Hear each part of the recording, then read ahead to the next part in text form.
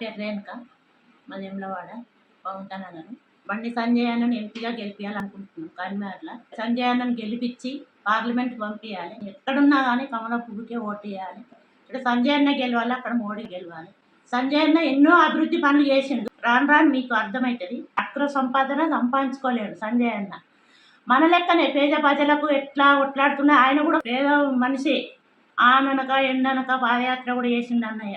ఇక్కడ మన కుదురుపాకల కూడా 14 లక్షలు పెట్టి ఆయన ఎంపీ పనితో సొంతం రోడ్డు శాంక్షన్ చేసిండు సంజయ్ అన్న. బడి పిల్లలకైనా ఎవరికైనా, రైతుల కొరకైనా ఎవరికైనా, పిల్లలకు అన్నగా, మేనమామగా, అక్క చెల్లెళ్ళకు అన్నగా, పెద్ద మనుషులకు కొడుకుగా, అందరికీ ఎట్లుండన్న అట్లుంటుండు మన సంజయ్ అన్న.